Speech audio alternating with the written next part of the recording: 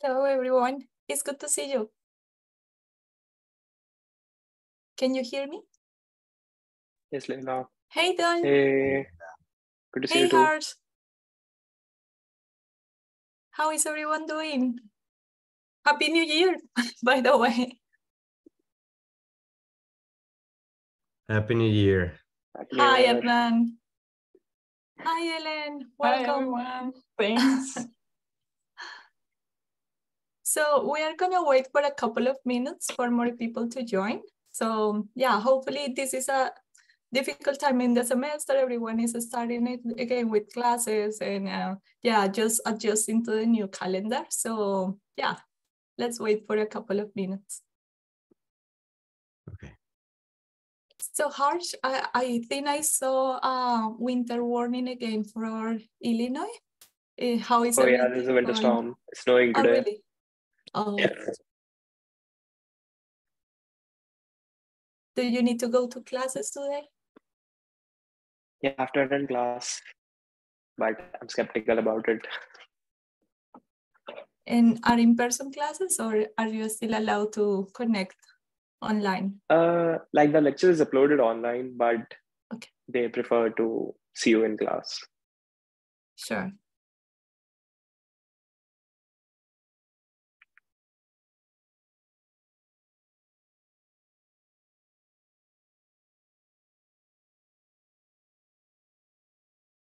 The other day, I talked to Alison and she told me that you will have another postdoc coming soon.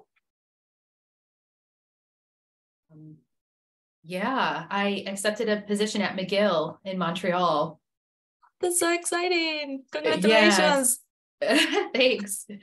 Yeah, it's really exciting. So we're gearing up. We're going to, I start July 1. So we've got to move 2 kids and 2 dogs and my husband and all of our stuff wow. from one end of the continent to the other. But yeah, super exciting. Yeah. Yeah, congrats. Thanks. Montreal is French speaking, right?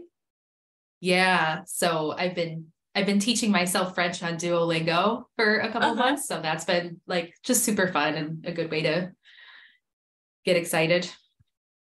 Awesome. Yeah. I think the university is largely English speaking though. So yeah. Okay. So it's not going to be an issue inside of the university, but probably outside. Right. Exactly. Yeah. And we'll put the kids in French immersion. So that'll be really fun too. Yeah. Yeah. Hi, Steven. Hi, Uwe. Hi. Hi. How are you, Leila? Good. It's good to see you again. Yeah. I'm doing fine. I'm in Europe at the moment, doing my sabbatical here. So kind of back home. Yes. Nice. Hi, Luis. Hi, Hoshin. Hey guys. Happy New Year. Happy New Year. It's good to see you, everyone.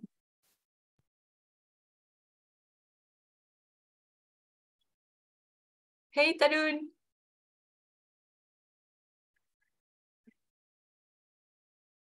Hello. So today is just getting together to say hi. Is there any particular program? Yeah, the main reason is just to say hi and reconnect and yeah, just to find out what are our plans for the new semester. And yeah, and also to find out if this time works for all of you, and if not, to try to find a better time where everyone can connect, because in the previous talks, yeah, we have had like not at a large audience. So yeah, I am trying to find out if we can do this somehow better. And yeah, also we have Helen here. So if you wanna introduce yourself, that would be awesome. Yeah, hi everyone. Thanks for letting me join this group. I'm Ellen. I have a background in atmospheric science and now doing a postdoc at Chalmers University in Gothenburg, Sweden. And now venturing into hydrology observation networks and trying to use information theory. So yeah, I'm pretty new, learning. And it's good to see you all, and yeah, looking forward to learn from you and yeah, share insights. Thanks, Ella. So maybe that's a good idea, Leila. Maybe we just want to go around and each person very briefly share what they're doing and how they're trying to relate that to information or information theory. It doesn't have to be information theory per se, but how it fits in the bigger picture, right? Sure, I can start. Hi, I'm Leila. I did my PhD with Professor Praveen Kumar in Illinois, in the United States. I'm currently a postdoc at Lawrence Berkeley National Lab, and I work in causal discovery. So I am trying to find the more important drivers for carbon and methane and nitrous oxide in agricultural settings. So I'm trying to use information theory and causal discovery analysis to be applied in hydrology at a very local level. But I also use the high frequency data from flux towers to find causal inference analysis between the variables. And that is pretty much the work that I have done. And yeah, it's nice to meet you. And that is my dog, sorry. Can you guys hear me? I was just adjusting my settings. Is that okay? Yes. Yeah. Who wants to go next? Okay, I'll just, Dawn, do you want? No, go ahead. I'll go after you. So my name's Uwe. Ellen, nice to meet you. We already talked about the Schneeferner workshop and that you want to stay in the loop. So I got pulled into information theory by Stephen, by his PhD thesis actually, and by Hoshin.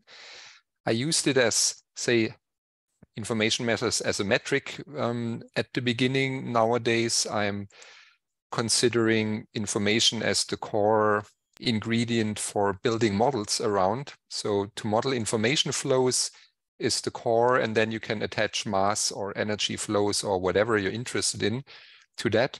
So to me now it's, say, the core quantity to model. And with this, I pass on to Stephen. Okay. I'm Stephen Wijs. Did my PhD in Delft, and I discovered information theory during my PhD and kind of changed my topic around so it became the central topic to it. And I'm basically, I'm a civil engineer hydrologist, and I'm interested in how information travels from the environment to our decisions eventually. So there's this first step where we do monitoring network design, and we try to capture in our data the most essential parts of what happens in the environment. Then you have models that might lose some information, or they can introduce fake information if you make them too complex. I did some work on forecast verification with information theory. So I'm basically interested in the whole chain. I did a postdoc in Switzerland at EPFL in Lausanne, and then became an assistant professor in Vancouver, UBC. And I'm now my first sabbatical back to the Netherlands, where I'm from. So I'm spending the year here trying to focus a bit more on flood forecasting, because we had some big floods in Canada before I left. So yeah, I find this group very central to my diverse interests. And I'll pass it on to Dawn, because I think she was supposed to go after Uwe. Hi, everyone. I'm Dawn Uricki. I started working with information theory, like Uwe, with as a metric for looking at the correlation between microbial communities and hydrologic signatures, basically, hydrologic metrics. And I found it really intriguing how its ability to sort of capture nonlinear relationships. So I decided to continue pursuing it. And so now I'm doing a postdoc at UC Denver with Allison Goodwell. And I'm looking at evapotranspiration in agricultural landscapes. And similar to Layla, I'm also doing like a causal analysis, trying to find the drivers of evapotranspiration at local scales in agricultural settings. And as some of you might have heard, this summer I am moving on to Montreal. So moving from Oregon, right now I'm in Oregon, working remotely for Allison in Denver, and then moving to Montreal, Canada this summer. So I haven't really been an active part of this group. I've just been sort of on the outskirts. And so I'm looking forward to being more of a participant this term and moving forward. So thank you. You got to point a finger. Yeah, I was just going to say, do I have to call on someone? How about, let's see, who's next on my screen? Is that Hernan? Am I saying it right? Hernan? Yes, this is Hernan Moreno. I Hernan. am an assistant professor at the University of Texas at El Paso. I can actually pull up some slides that I have here, so I think it's better, an image can convey more than words. So if I can share my screen quickly, I would probably share you some of what we do here. So we're a relatively large group that merges sensors, platforms, and a little bit of AI to understand hydrologic processes. So my wife is Laura Alvarez, and you can see her here. We both were hired here at the same time. I was a dual body. And now we have a group of people who likes to fly drones and put up some hydrologic models and some information science into play, both PhD students, masters, and undergraduates. We call the group GeoSense. It's geospatial sensing and sampling of the environment. One of my students is working with some of the NASA funds to understand the GPROF algorithms and the bias and how the biases are driven by different other variables. So we're using information theory to kind of understand the contribution of different atmospheric variables to the bias of the GPROF algorithms in terms of the MRMS product. Another of my students, so here is Santiago and Stephanie, and I hope you're seeing my screen, right? Yes. So they're flying a drone. You can see the drone on the right flying. It's a Matriz, a big one, and we're tracking soil moisture. So what you're seeing here is the Jornada experimental range, and we fly and we collect data at the same time. So we can see how the microwaves can retrieve brightness temperatures to then read soil moisture.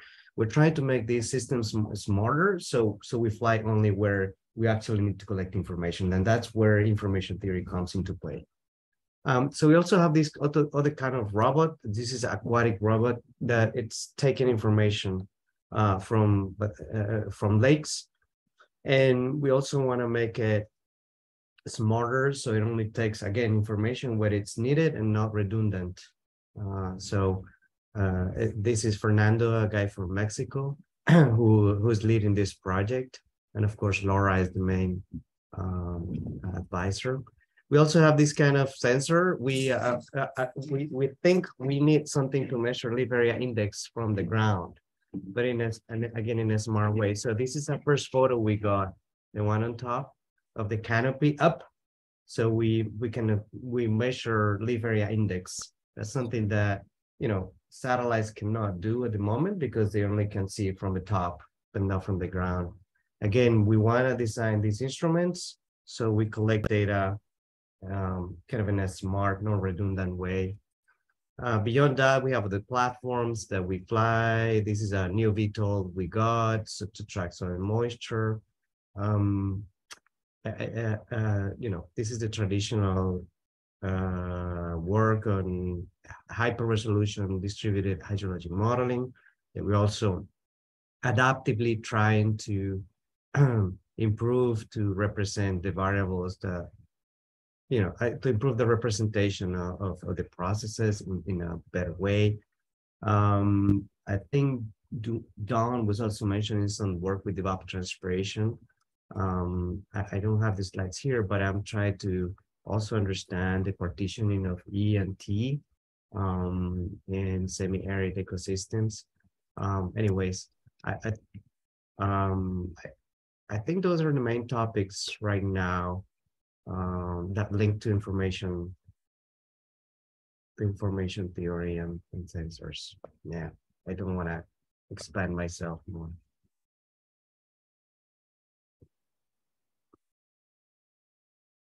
And I point towards Harsh. Hey everyone, I'm Harsh. I'm a second year PhD student at Illinois, working with Professor Praveen Kumar. I work a lot with machine learning models, and I incorporate information theory in seeing what the predictions from machine learning models are missing than the actual recorded values, and also trying to incorporate causality into machine learning models. And that's it. I would like to point to Jonathan. Hey everyone, I'm Jonathan. I finished my PhD last year with greeneering, and I've been kind of off and on with this group for the past 4 years. It's been hard because I've been working full time the past couple of years, so I try and make it when I can. But hopefully, I can participate more this year. I've always been really interested in information theory, and I've kind of been like tangentially involved with some of my research projects in my PhD, but nothing super directly. But I'm still trying to, I guess, make it click in my head, like how I can use more information theory in my research. A lot of what I'm doing now is large-scale flood forecasting, so I know it's definitely useful to kind of figure out how to best, generalize models for that purpose. So still trying to make that connection. And I showed up a little late. I don't know who has gone. So who hasn't gone? Raise your hand and I'll pick you. Reza, go ahead.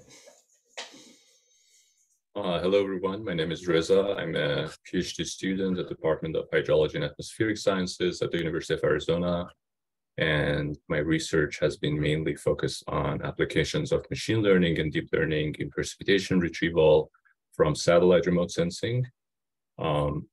Similar to Jonathan, I have been very interested in applications of information theory in hydrology and atmospheric sciences.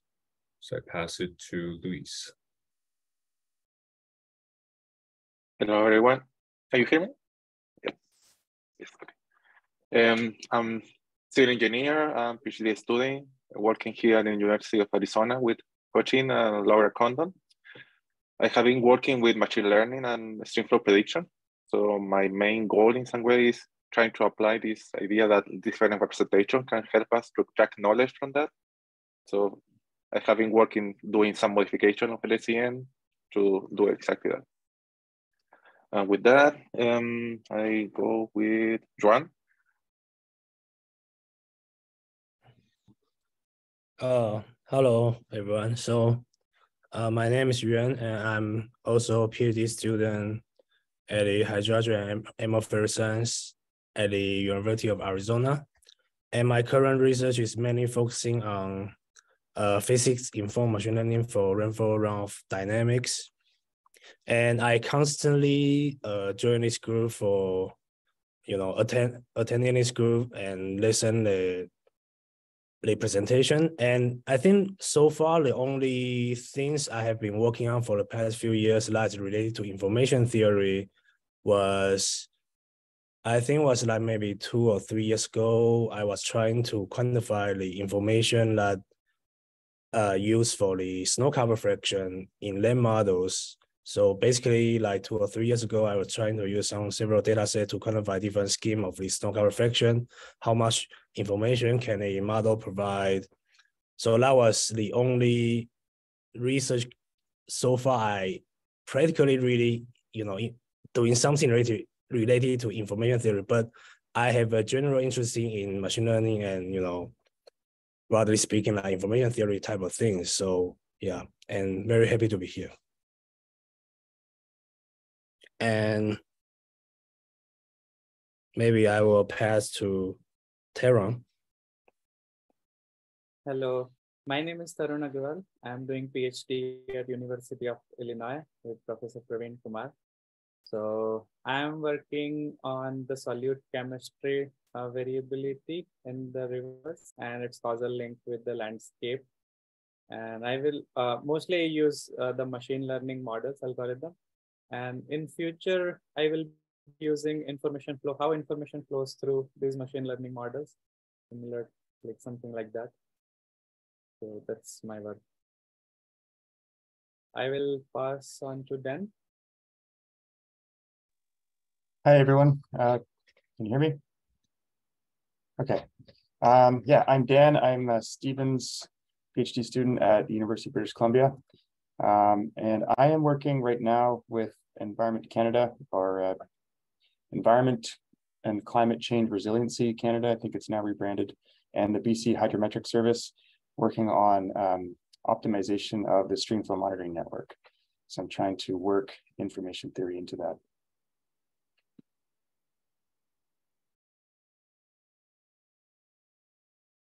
I apologize. Also, I showed up late. I have an elevator out. I'm on the 10th story, and I was getting my knee checked, so it was a bit of a slog to get back up the stairs. So who is left? Who can I pass on to? Praveen and Hoshin. Hoshin, how about Hoshin?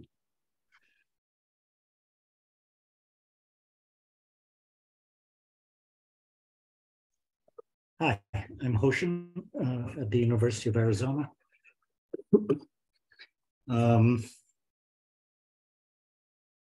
Like many of you, I got into this with Shannon information and metrics.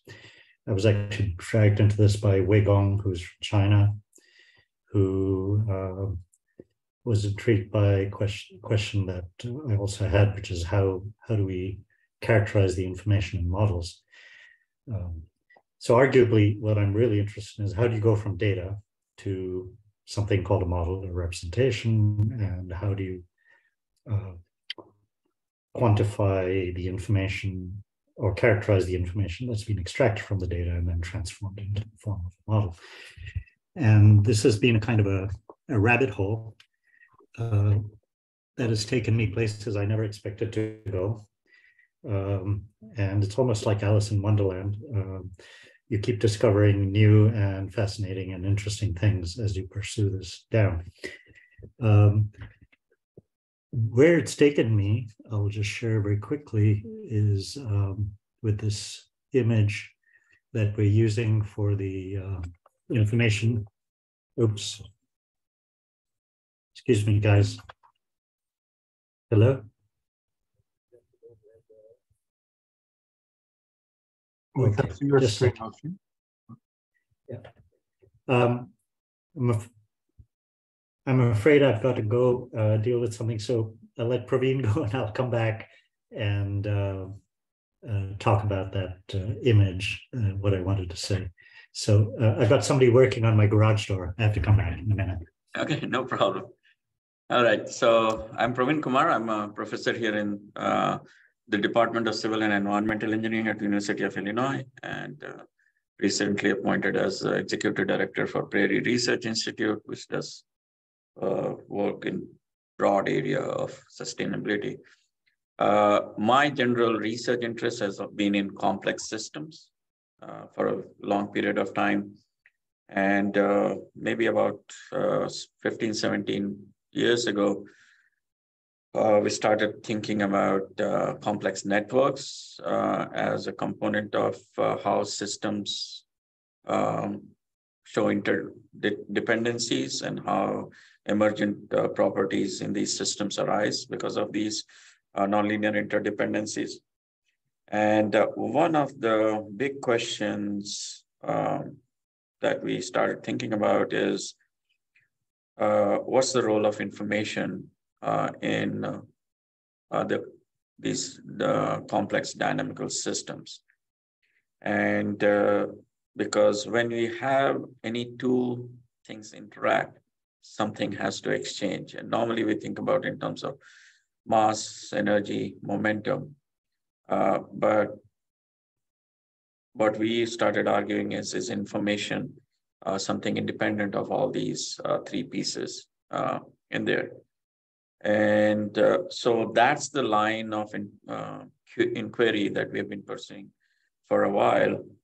And as we pursue that, I mean, a lot of the machine learning and all these systems, AI, essentially exploit interdependencies, right? I mean, they are trying to figure out what comes before, what comes after, what is the causal structure, and so forth.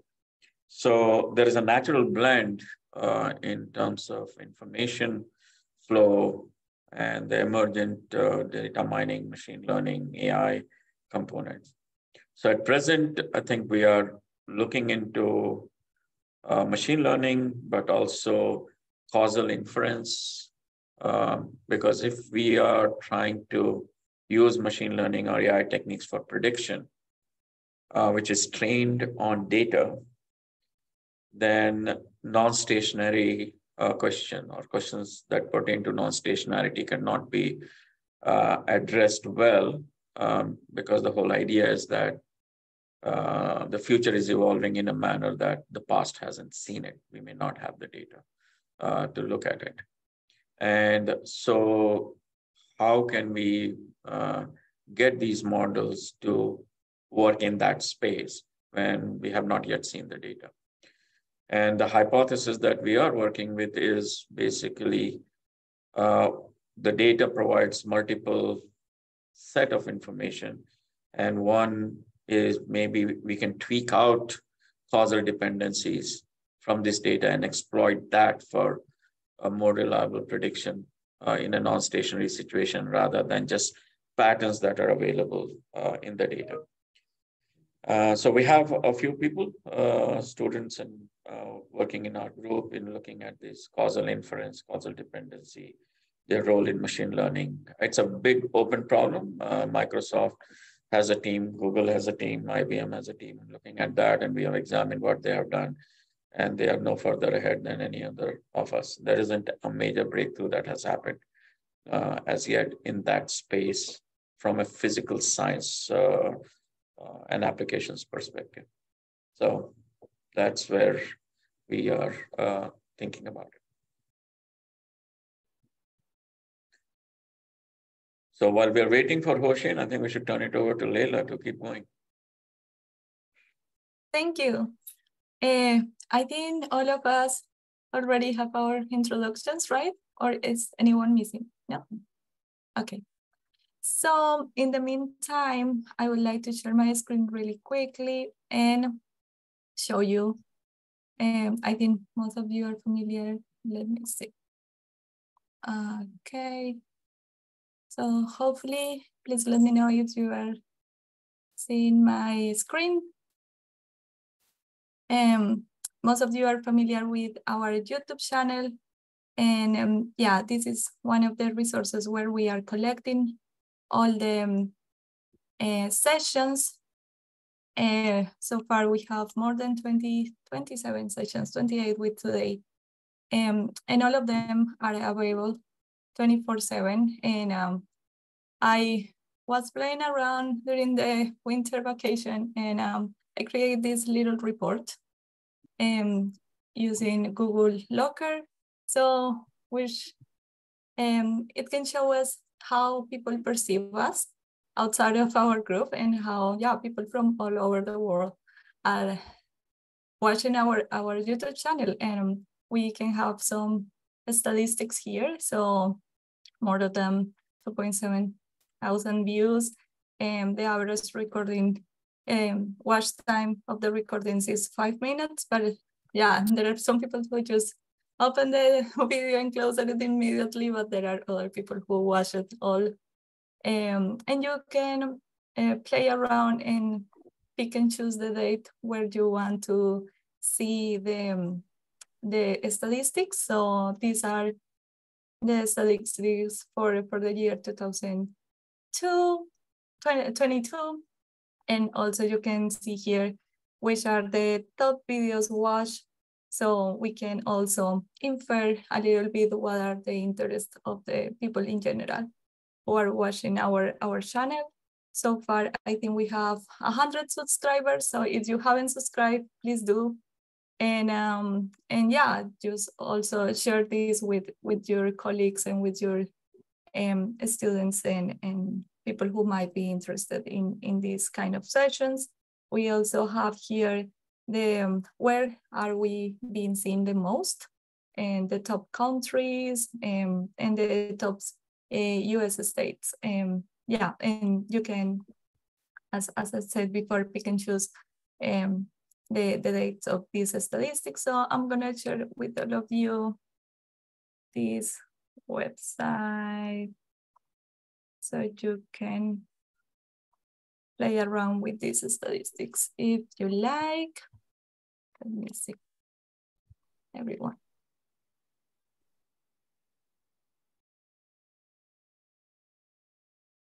Yeah, so yeah, you are also free to share the link that I just copy and paste in the chat. And yeah, Hoshin is here, so perfect timing. So somebody tell me very quickly, what did Praveen say? It was interesting, and I had to go. I can repeat. Elevator version. Elevator version is that I've been working in the area of complex systems for a long period of time. And then sometime about 15, 20 years ago, complex networks came into the fore.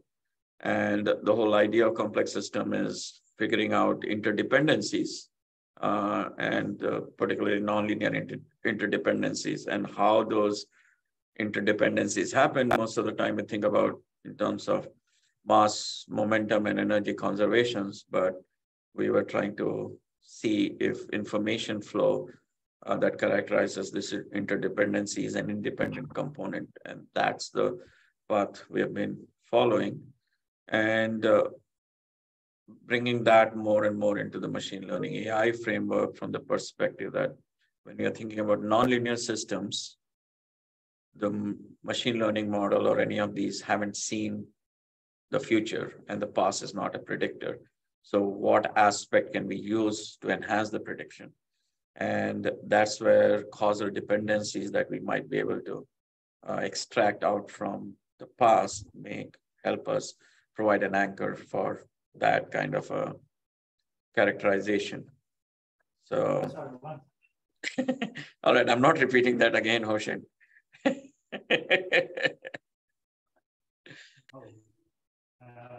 on a second. I like Hoshin's camera tracker. It makes him look like he has a team. He's got a whole camera.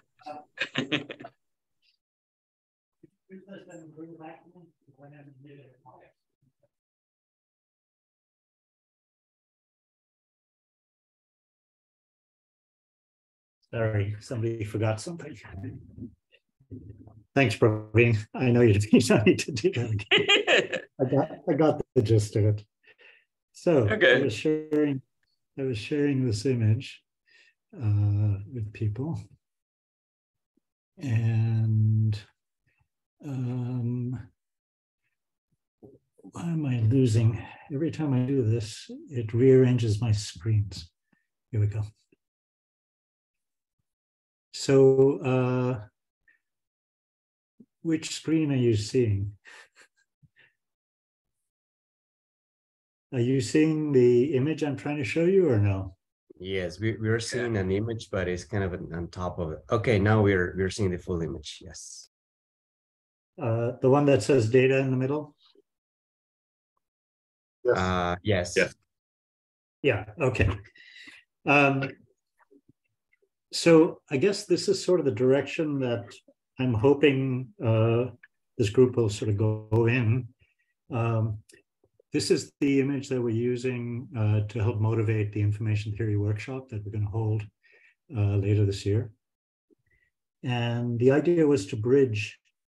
So as I've gone down this rabbit hole I was talking about, it started to become apparent that there was these strong links between information theory, modeling science or computer science, and modeling science and domain science, right? And so many of you have been talking about your relationship to domain science and how that brought you into information theory and or modeling science.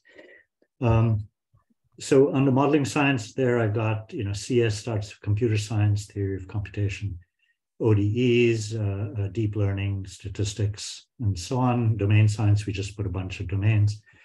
But what I started to get interested in was that we talked a lot about Shannon information and its use for doing metrics because we're interested in uncertainty and reducing uncertainty.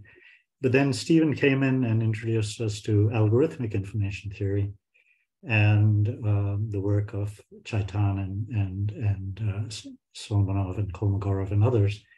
And I started to see the relationship between, there's kind of information which is treated as probabilistic, and then there's information that's treated as algorithms. So representing things as strings and then processing algorithms.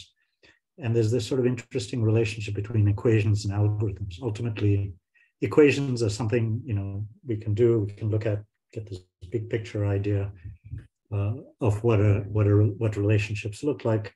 And then when we want to implement them, we have to build algorithms. And there's sort of this computer science idea of the computational universe, that everything is manifested as computations. And then last year, we dug down into Chiara Marletto's book. And she pointed out, actually, Praveen took us in this direction of information as a physical quantity. And some of the others also mentioned that. And I got very intrigued by Chiara Marletto's thing of, the basic information is actually physical.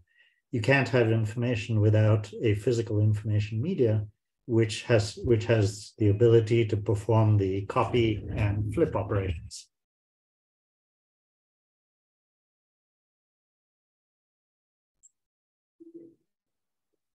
Kind of slapstick, isn't it?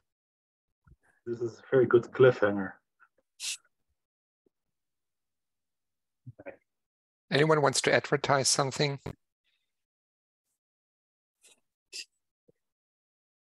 All right, too late. I'm back. And I started to realize that all of computer science, the computer you use, everything is built. Oh, and then Uwe took me in the direction of binary, everything, representing everything in terms of binary. And so copy and flip are these binary operations. The work of Solomonov and others that Stephen introduced us to was basically using this concept of minimum description length, where you could count the number of bits required to represent something. And that if you wanted to build a model that generalized well, in other words, that had extracted meaningful information from the data, that the model that had the minimum description length, the model plus the data and the errors had the shortest description length, was the model that was going to generalize the best. So I got very interested in MDL and minimum description length. And I wanted to know how you actually measure description length in a model. So this took me back to Chiara Marletto's thing of copy and flip operations, which hopefully we can talk about sometime. And I've been looking into how computers are built up entirely from copy and flip operations. So everything you do, all the logical operations, all the arithmetic operations, addition, subtraction, multiplication, and all higher level operations, all start with copy and flip operations. So they're all manifestations of information theory, but somehow we've developed these strategies of building languages which use more symbols than just 0 and 1. And as we build more and more complex languages, those languages become shorter description length representations of things that are fairly complicated. So when I say log something, log of X, you just use the term log. You don't have to understand how that boils down to copy and flip operations at the very primitive level. And so everything we do in our world, all our models are sort of these abstractions built up at higher and higher levels using bigger and bigger languages, which have many, many, many symbols. So I'm starting to see a very strong connection between theory of computation, which results in Turing machines and so on, and information theory. And I'm starting to think of this as something new, not new, but not Shannon information, not algorithmic information, but something called, I'm thinking of calling representational information, which is how do representations convey information? And how do we build representations that are compact and powerful in that they give the best possible predictions while being as compact and short description length as possible. So anyway, that's by way of trying to motivate our conversation that information theory is much, much larger than Shannon information or even algorithmic information. It really is a very deep subject, and this is the rabbit hole that I've been dragged down into, and I'm curious to explore with you guys. I have a question for you, Hoshin. Sure. I guess, like, what isn't information theory when you're dealing with those three domains? Because, I mean, a lot of us deal with that for a long time before we even knew what information theory was. And is there a real clear distinction on when whether we're doing it correctly or poorly, are we always kind of working with information theory? We just don't know it. I suspect you're right. I'm reminded of the fact that when Gray and others came to give talks about machine learning at our department, several faculty pushed back and said, so what's new? We've been doing machine learning forever, right? So in that sense, I think it's completely accurate to say that. But I think there's a way in which thinking about it in terms of information, in terms of binary digits, representations that are, the most fundamental unit of information, in terms of languages, which is encoding, right? You build encodings, and then you build languages from them, and then you build your models or your representations out of these encodings. I think there's a very powerful way in which that focuses the thinking and helps us understand how to build better models. At least that's my hope. Yeah. In other words, we build models because we want to achieve certain purposes, but we're never quite sure what do we do in order to make them achieve that purpose, right?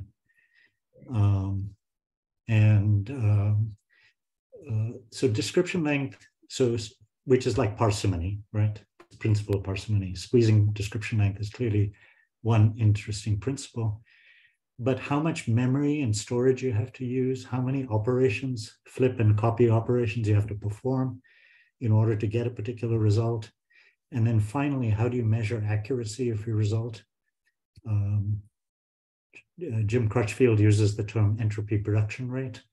In other words, you're constantly trying to build a more and more compact model, but at the same time, you want that model to have a very small entropy production rate, meaning its error generation rate is very, very small. And so you have all these conflicting principles at work. And you have to do that with a limited amount of storage, and you have to do that as quickly as possible in the smallest number of operations. So it's not clear to me that minimum description length is the be all and end all of like the criterion by which you judge things. You also have to say, how do I implement that in hardware, and how much information medium do I need? And then how do I implement it in such a way that I can get the result quickly enough to avoid being eaten, and so on and so forth. Anyway, I'm hoping we'll talk about this over the next years, and certainly at the workshop. Yeah. So I'd like to add to that if you take this information perspective, a little like taking a thermodynamic perspective, you can be at least pretty sure you're not overly restricting yourselves by, you know, disciplinary best modeling practice or disciplinary approaches to tackle problems. That's at least the main advantage I see in taking this very fundamental approach to looking at problems.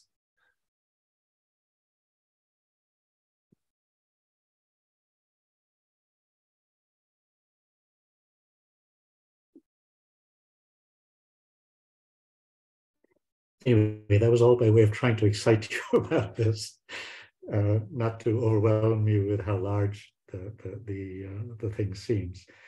But I think if there are some of you sitting there going, well, I'm not really doing information theory, I hope you'll start thinking that in some way you actually are. And, you know, by trying to tie it to these pieces, you'll start to see the bigger picture.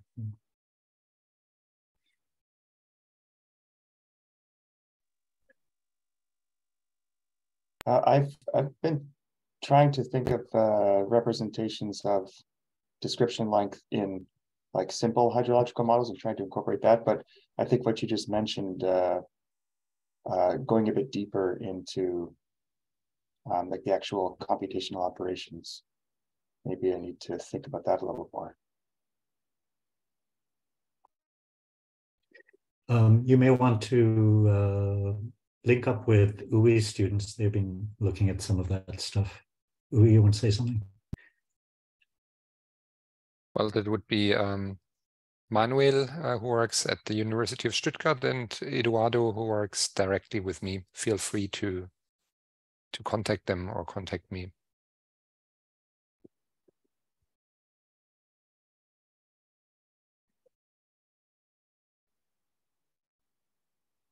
So that was the introductions. Leela, do we have a plan for the year?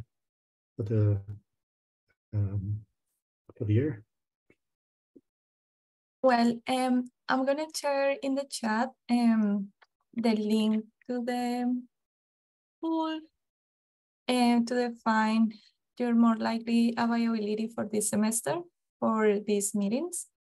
And also, so please fill that out as when you can. And I'm gonna share my screen to show you what we have in our reading list, because during the last semester, we were doing mostly presentations on our research. And the idea is to go back to the reading sessions and where we all read 1 or 2 papers every 3 weeks, and then we reunite and discuss these papers. So we have a couple of papers that we haven't read, and so I remember some interest in papers by Crunchfield and the connection between information theory and machine learning, such as in the deep neural networks and self-organization was also an interest of us in the previous year. So basically, we have this list, and I wanted to ask the group, how do you think we should attack these papers, or if we want to create some lines of interest where there are groups that reads different papers, and then we reunite and share our readings, or yeah, I want to hear from you what can be.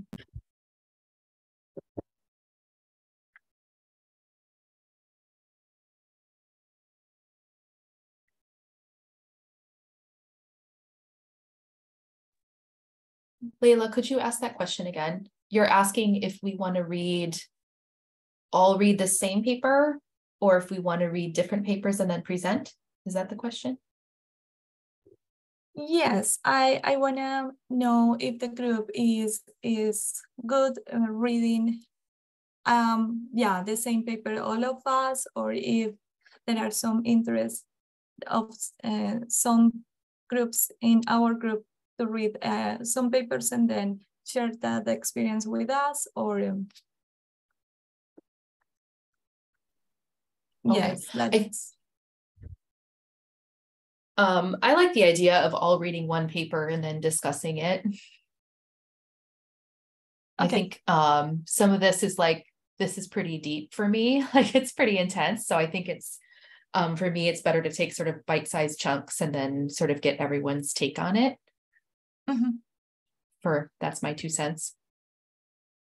Yeah, that's the strategy we've been following up till now. It's good that reinforces. Do people agree with that? Yep, still? I think the idea is meet every 3 weeks, and each time somebody presents, 1 or 2 people present a paper, and we all try to understand it and talk about it. Does it make sense? Yeah, I think that worked quite well. So the only thing was Lila had to work a little bit hard to get people to sign up. It would be nice if everybody sort of committed to, taking turns and presenting a paper. And it doesn't have to be something that somebody else suggests. It could be, ideally, it's something that you're very interested in and would love to share with the group and engage in discussion. And if we each do one, that's not a huge burden over the course of quite many, many months, right? There's at least 16 people here. So that's about a year already there. Would that make sense? Everybody agree to that? Yeah, can you send a link to the reading list? Thank you.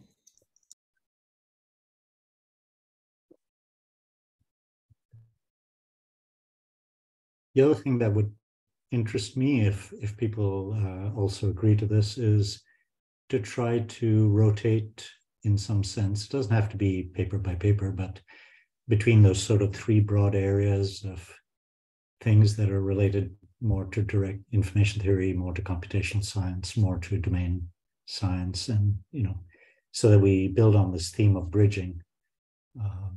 We try to see how these things all relate to each other. Anybody have any thoughts about that?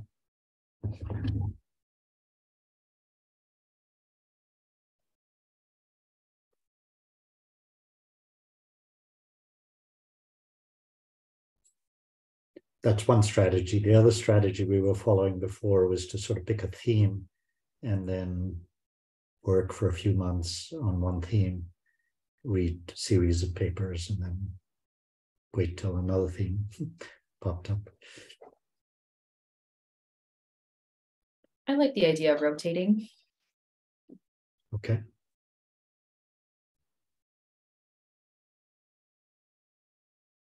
I think it would be nice with the rotation option to also get insights as people come from different fields. So I'm also new into starting and using information theory, to kind of also hear or discuss and reflect on what were the, I guess for most of you in the past or still are, the hurdles or the, the challenges and the questions to bridge those 3 essential areas that you outlined in the graphic, to not just discuss then the results of things, but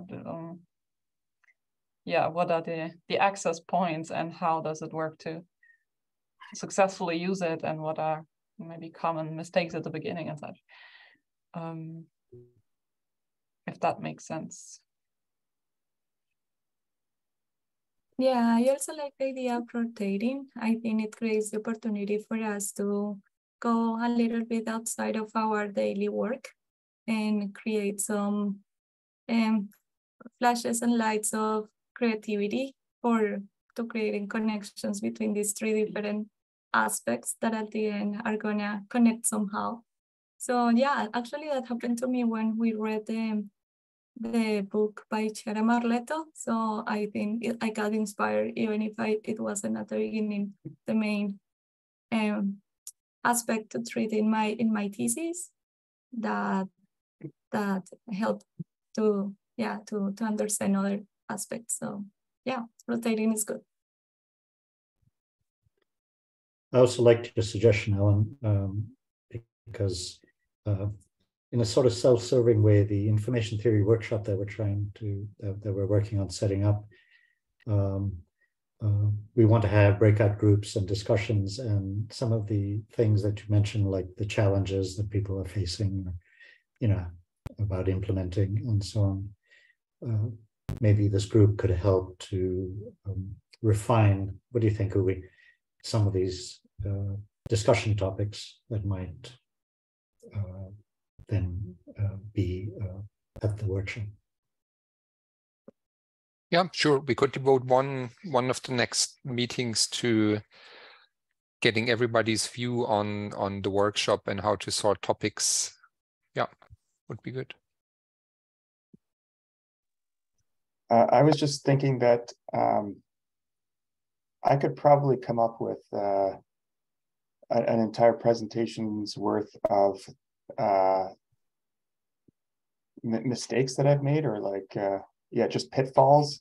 So like I like to, I don't know, sometimes this concept of information theory just kind of takes me off on these wild tangents of imagination, and then some, just like reflecting on results or just validating something brings me back down to earth.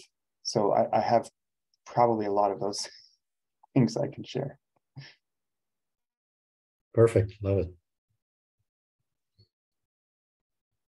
I mean, on this and probably also for the workshop, I mean, the people attending or being part of these discussions are the people who came into using it and stayed, but also understanding what might fit, people might face who then decide to use another method or approach. So what are those things that, push them kind of back? And what is then, the difference in the direction they go and such. So essentially a bit of what is being missed out on, maybe.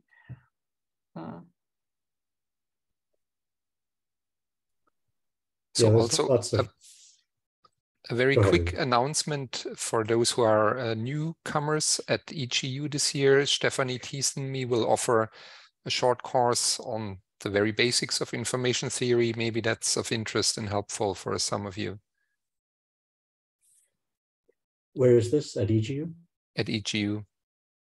It's one of these, say, 1.5 hours or so short courses. Perfect. Yeah, maybe some of that material would be great as prior reading for the workshop, but that might actually be a useful thing to present to the group, because I'm sure many of us could deal with a refresher, and some of us have not even heard it, seen it. Yeah, could do that. You said 1.5 hours. Is that about right? Yep. Okay. And if we pre-announce this, everybody who's very well familiar with the topic can just do something else, and anyone else meets. That would be a poor use of time, because I don't know how many times I found that listening to the same thing over again exposed a completely fascinating and new wrinkle, a new rabbit hole to go down. So, the main issue, I think, is how do we set up a schedule for people to make these presentations? We've been relying on people volunteering, and Leela sort of herding cats and cracking the whip and cajoling and convincing. I'm wondering if that's the optimal strategy, or whether another way to do it is Leela just takes the names, throws them in a hat, and picks people out one by one and says, "Hey, you're next. Find something to talk about." What do you think? And anybody can always say, hey, I want to go next at any point.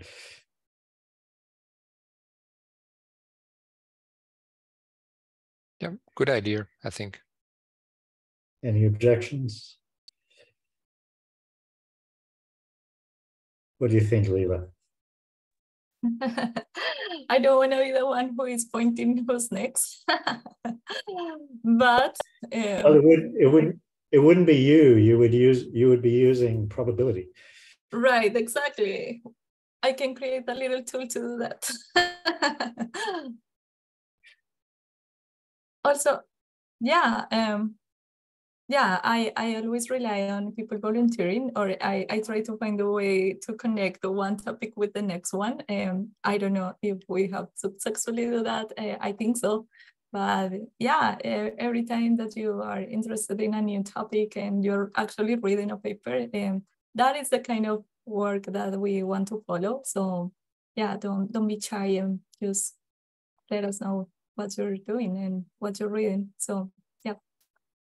And I just want to mention for the new people in the group that there is also a website and information theory in the geosciences. So I'm sharing the link in the chat, and so there you will find even more resources. And the idea is to have a place in common where if you have software or if you have a recent paper published, then you can contact Ben, and he will upload this to the website. And so yeah, I think for now we can decide who wants to go next, and so we can reunite in 3 weeks. And I want to propose to create a small calendar so we know in advance who is next. And yeah, for me to not need to create this little tool. Okay. So you also want to mention the YouTube site? Oh yes. Yeah, so now the YouTube channel is part of the resources in the website. So is one of the links in the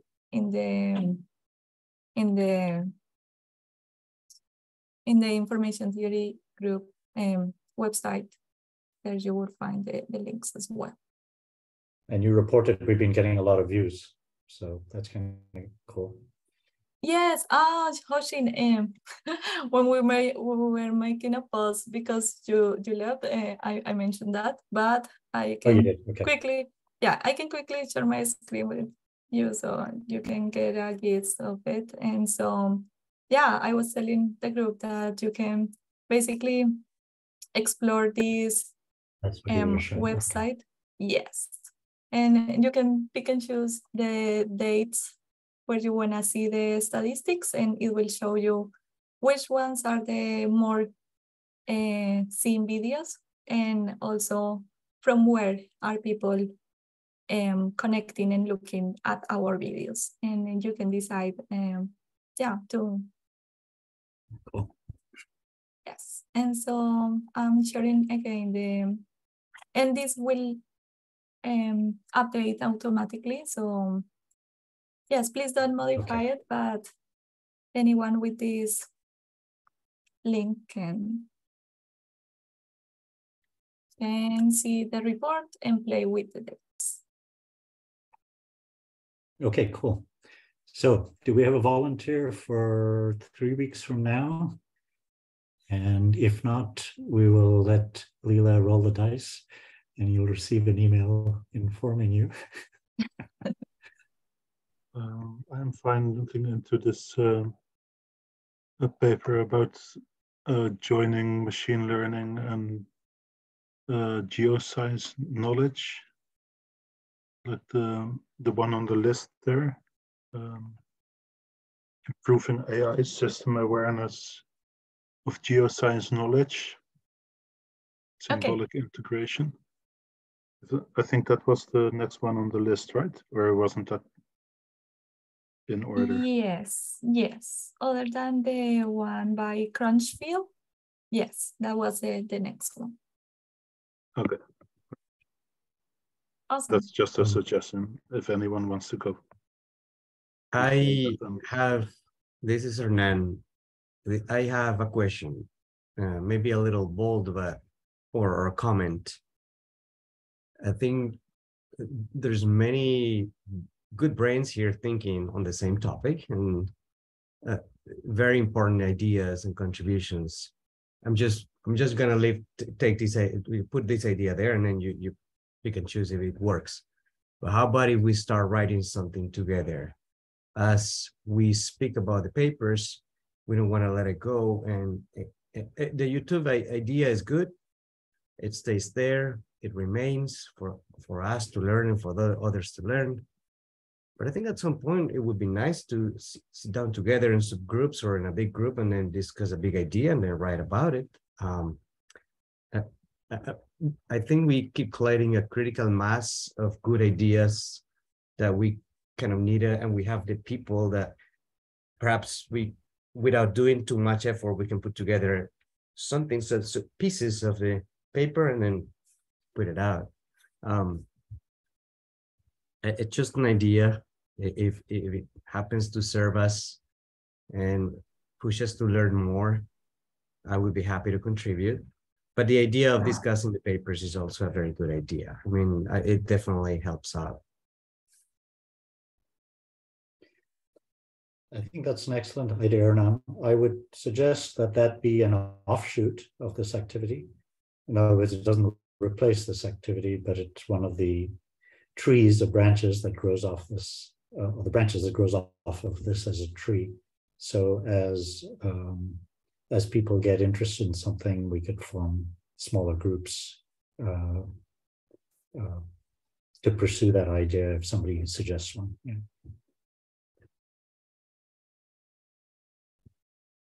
What do you think if along with the videos being recorded, we can also have like a small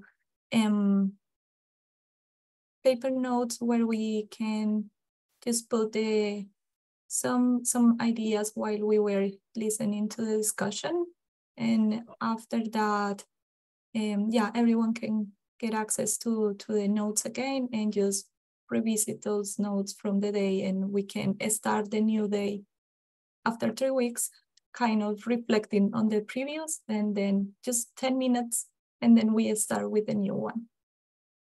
So we don't forget what we are yes, listening. I like the idea of the notes, because that also opens up new venues for writing papers and, you know, continuing the legacy of that idea or something. I just don't want to let these ideas go vanish into not doing anything with them. But it's okay to just contribute, talk, and watch. It's good. We're learning.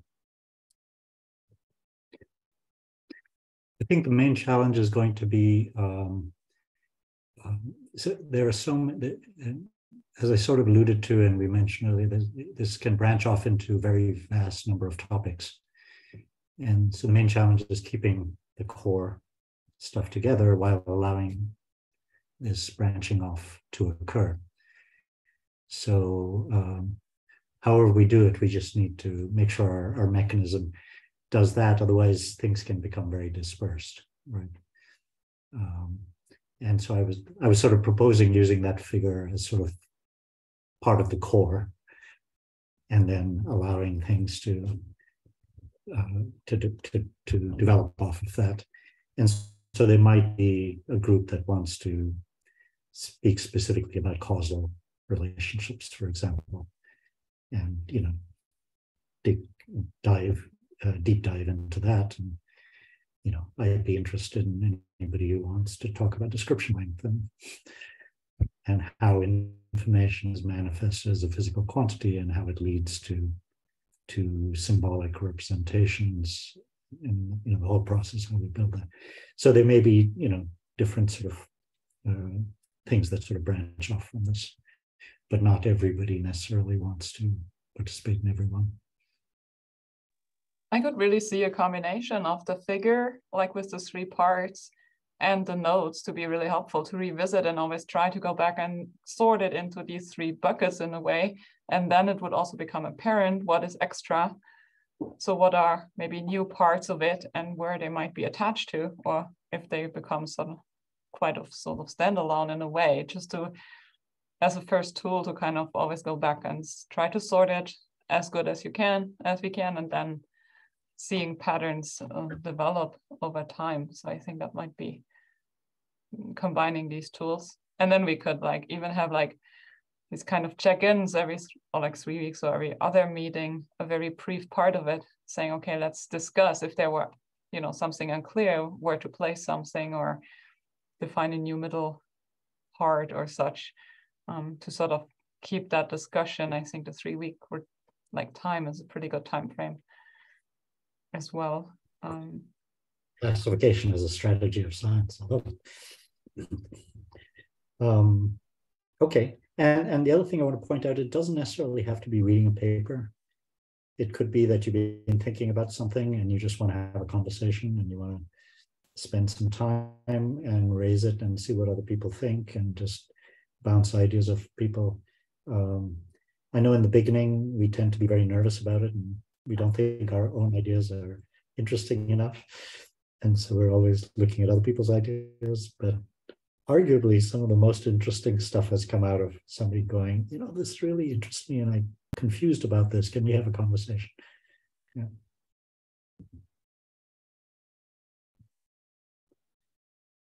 So if you don't want to read a paper, you could just say, hey, I'm just going to lead a conversation and think about some topic. And I promise you, if you sleep on it, you'll wake up with some ideas about what you want to talk about. The brain is infinitely creative.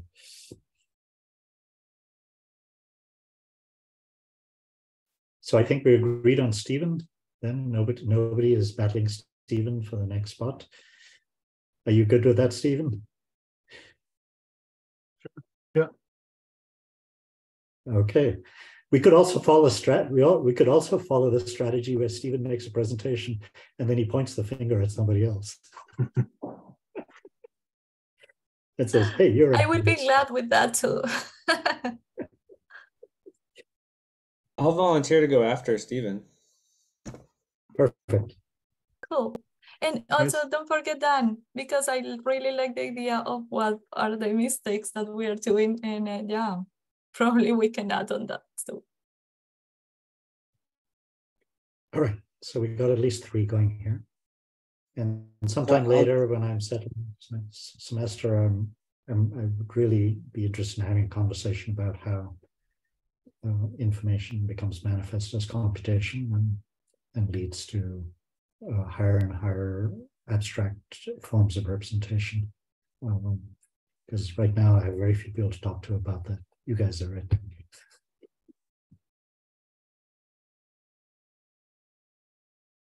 Sorry, I interrupted somebody. Harsh, were you saying something? No. Oh, okay. Somebody was saying something and I spoke over them. I'm sorry. All right. So Leela, you're going to look at the poll, and if nothing else, at least this group we know can meet at this time. Right? So. Yes. Personally, I like this time. I'm kind of hoping it won't change, but we'll see. Yes, we can look at the poll right now and see what are the statistics right now, and yeah, we can find out, right? So let's see. I'm going to share my screen again. Quickly check.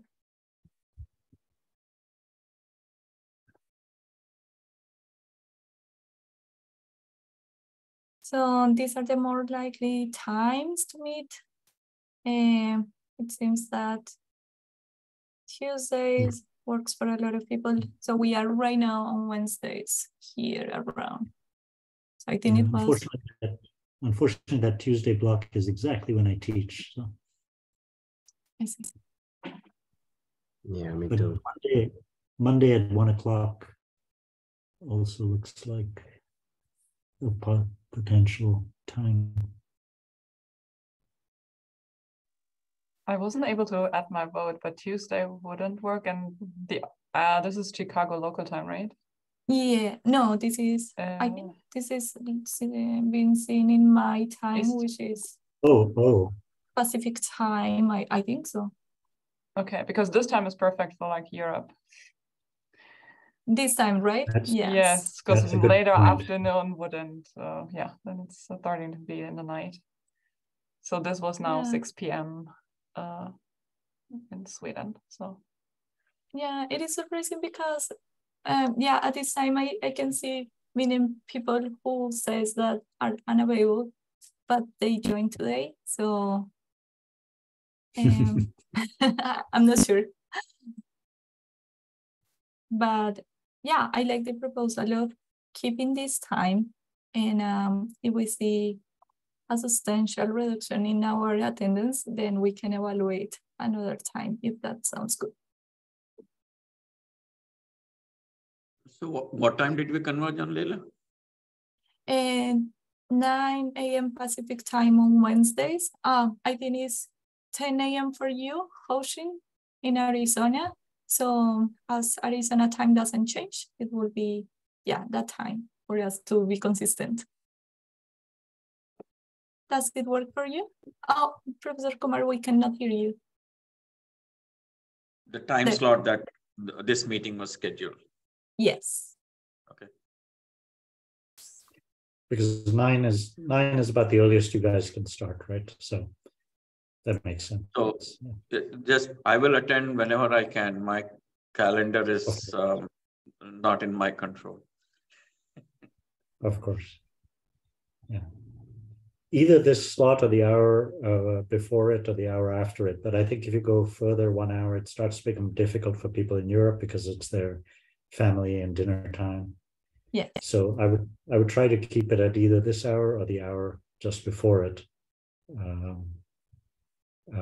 if at all possible, on whatever day we decide. Yeah, and I think Tuesdays and Thursdays in the US is also a challenge because of teaching schedules. So